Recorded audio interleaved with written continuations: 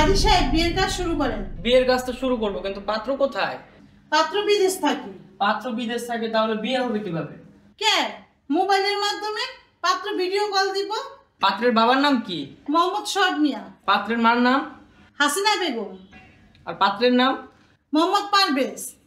পাত্রীর বাবার নাম কি? মনির মিয়া। আর পাত্রীর মার নাম? পায়েল বেগম। আর পাত্রীর নাম? তিশা। আমার তো লেখা শেষ। পাত্র ফোন দিবে কখন? এই তো কাজী সাহেব এখনই ফোন দিবে।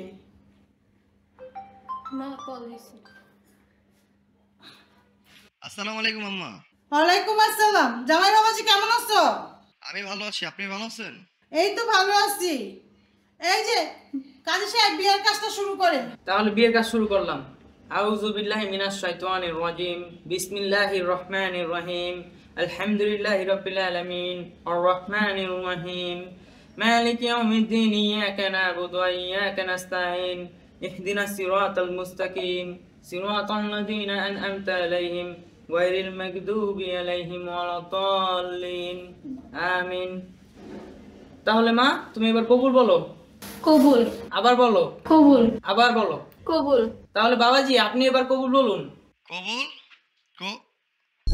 কি ব্যাপার? কবুল বলার সময় ফোনটা কেটে গেল। আম্মা, কবুল কর মাঝখানে ফোন কাইটা গেছে গা। এটা তো ভালো লক্ষণ না। আর তুমি চুপ থাকো, অনেক সময় নেটের প্রবলেম থাকে। মা তুই কোনো টেনশন করিস না। এই যে ফোন দিছি। আমার নেটের প্রবলেম ছিল, তার জন্য ফোন কেটে গেছে। আলহামদুলিল্লাহ, বিয়ের কাজ সম্পূর্ণ হয়েছে। এখন সবাই নতুন দম্পতির জন্য দোয়া কামনা করেন, মোনাজাত ধরেন।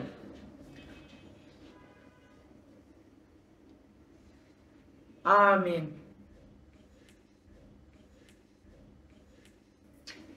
বিয়ের কাজ সম্পূর্ণ হয়েছে। আম্মা এখন তাহলে আমি রাখি, আমি তিশার সাথে রাত্রে কথা বলবো। আচ্ছা জামাই বাবাজি, রাখি তাহলে। আলহামদুলিল্লাহ, বিয়েটা সুন্দর মতো হয়ে গেল। বিয়ের কাজ শেষ, তাহলে আমি আসি। আচ্ছা কাজী সাহেব। আসসালামু আলাইকুম। ওয়ালাইকুম আসসালাম।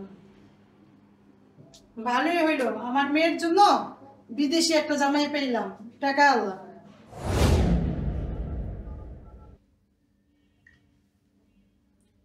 হ্যালো। হ্যালো তিশা, কেমন আছো? এই তো ভালো। এই তোমার কল দেওয়ার সময় হলো? আমাদের বিয়ে হয়েছে সেই সকালে, সারাদিন আর একটা কল দাও নাই। রাতে 12টা বাজে কল দিছো। আমার কি কষ্ট হয় নাই? কি করব বলো, প্রবাসী লাইফটা এত সোজা না। সেই তোমার সাথে বিয়ে হওয়ার পর থেকে এখন তুই আমি একটা সেকেন্ডের জন্য সারাদিনে চিড়ে নিই কা। এই যে এখন সময় পেলাম, ফ্রি হয়ে তোমাকে কল করলাম, তোমার সাথে কথা বলে তারপরে খাওয়া দাওয়া করে ঘুমাবো। কি করতেছো তুমি? এই তো বসে আছি। তুমি?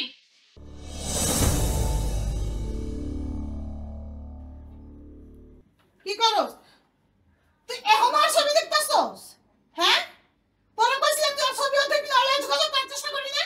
মোবাইল নিবা নাও, কথা বন্ধ করবা করো, কিন্তু ওর থেকে তুমি আমাকে ফিরাইতে পারবা না। তোরা আমি আরেক জায়গায় বিয়া দিমু, তুই তার কাছেই বিয়া হবি। আমি বিয়ে বসুম না ওকে ছাড়া। কি তুই বিয়া হবি না? হ্যাঁ, বিয়া হবি না তুই? করবি নাকি তুই? আম্মা, আম্মা ওর আর মাইরেন না। আপনি যে ফুলের কাছে ওরে বিয়ে দিবেন সেই ফুলের কাছে ও বিয়ে বইব। আরে বুঝাও তুমি।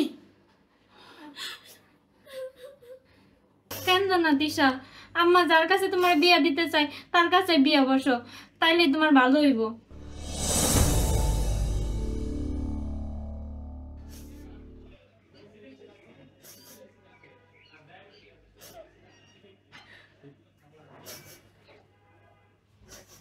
দিশা, তুমি এখনো রেডি হও নাই? না হাতটা পরে রেডি হও। বললাম না আমি রেডি হব না, আমি এই বিয়ে বসবো না। আমি পারভেজকে ভালোবাসি, আমি পারভেজের আশায় থাকবো। দিশা, মন খারাপ করো না, আম্মা শুনলে রাগ করবো।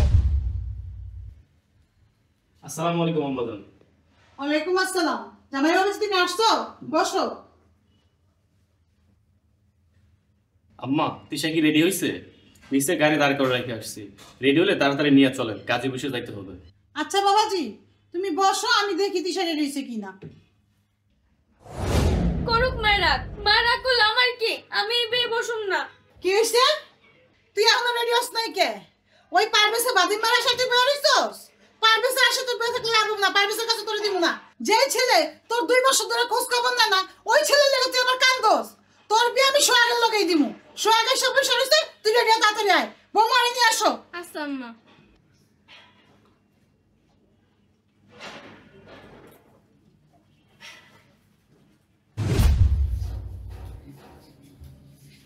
বাবাজি তিশা রেডি হইতাছে।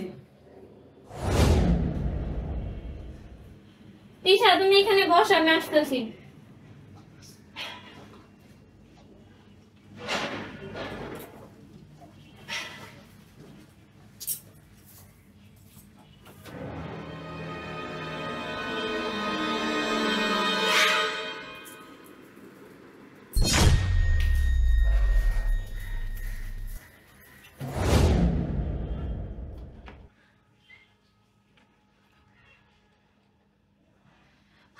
হাই হাই আম্মা, তিশা তো রুমে নাই। হ্যাঁ কি কও জামাই বাবাজি, আমার মনে হয় তিশা কোনো জায়গায় গেছে, চলো খুঁজি।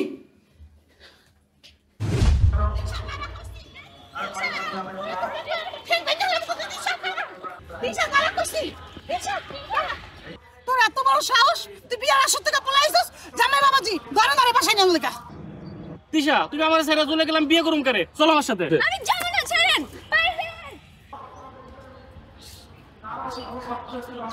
পারভেজ, তুমি এতদিন কোথায় ছিলা?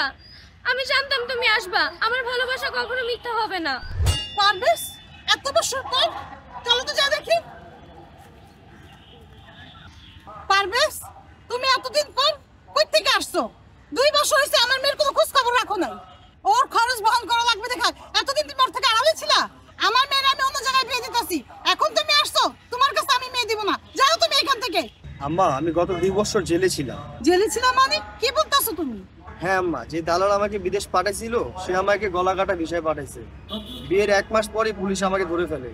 আমি অনেক চেষ্টা করছি তিশার সাথে যোগাযোগ করার জন্য, কিন্তু ওরা আমাকে একটাবারের জন্য যোগাযোগ করতে দেয়নি। আমি আজকেই বাংলাদেশে আসছি। বাবা তুমি জেলখানায় ছিলা, অথচ আমি ভুল বুঝছি, মনে করছি তুমি আমার মেয়ের মনে হয় ভুলে গেছো, আমার মেয়ের রেখে আরেকজনের কাছে গেছো গা। এইটা মনে করে আমি আমার মেয়ের আবার বিয়ে দিতে নিছি। আমি জানতাম না বাবা তুমি যে এত কষ্টে ছিলা। আসলে বিদেশে যারা থাকে তাদের লাইফ সম্বন্ধে আমরা জানি না, তারা তাদের জীবনটা যেমন দেখায় তেমন না, তাদের জীবনটা অনেক কষ্টের, বিদেশি লাইফটাই কষ্টের।